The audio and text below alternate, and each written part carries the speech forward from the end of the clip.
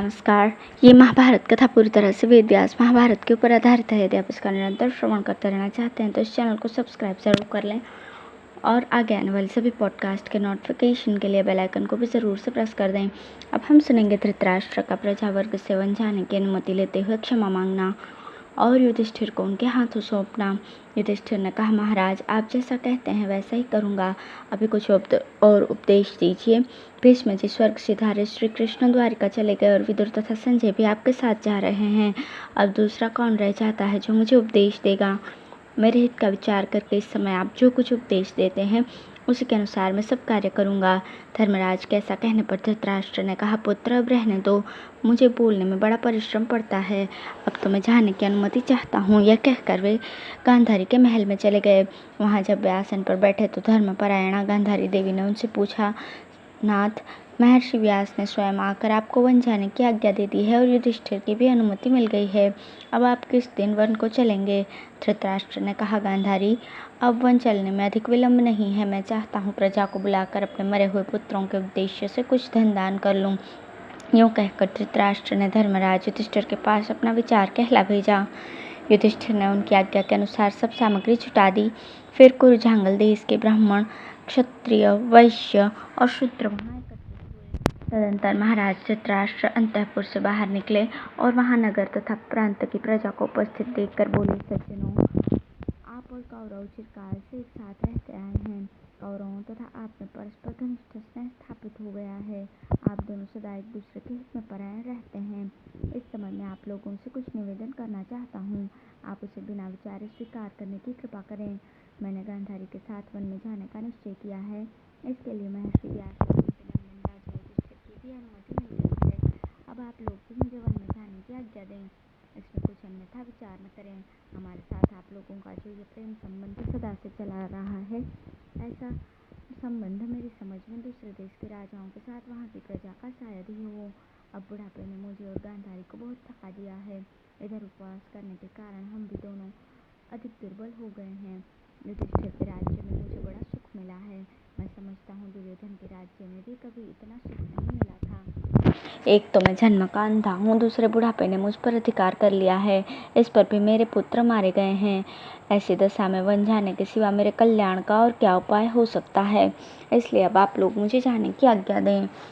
धृतराष्ट्र की ये बातें सुनकर वहां उपस्थित हुए कुरुजांगल निवासी सभी मनुष्यों की आंखों से अश्रुओं की धारा बह चली और वे फूट फूट कर रोने लगे।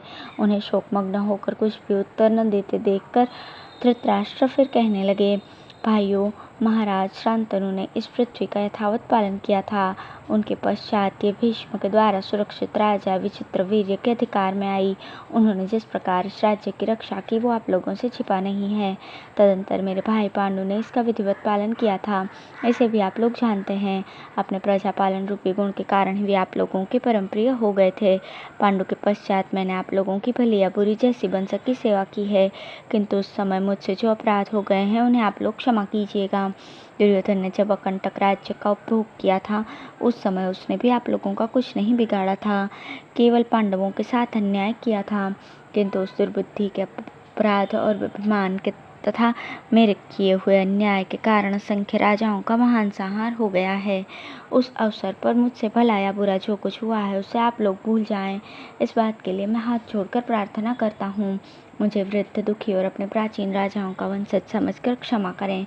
ओह बेचारी तपस्विनी गांधारी भी मेरे साथ आप लोगों से क्षमा याचना करती है। हम दोनों वृद्ध हैं और अपने पुत्रों के मारे जाने के कारण दुख में डूबे हुए हैं।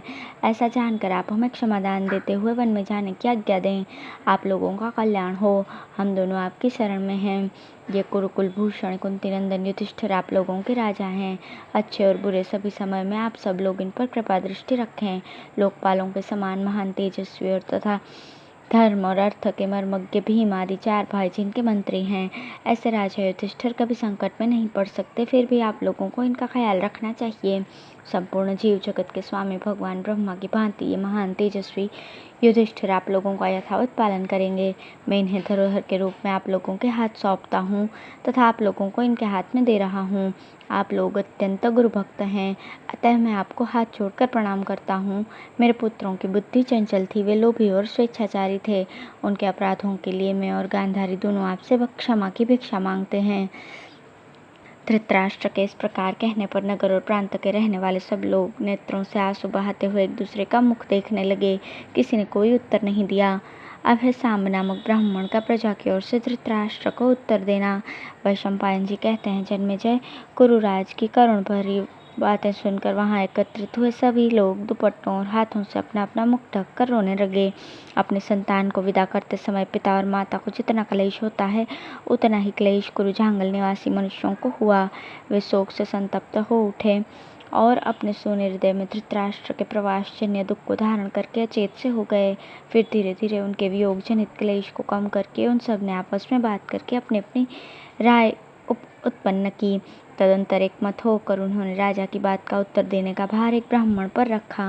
वे ब्राह्मण देवता सदाचारी, सबके माननीय और अर्थ ज्ञान में निपुण थे। उनका नाम था सांब। वे ऋग्वेद के विद्वान, निर्भय होकर बोलने वाले और बुद्धिमान थे।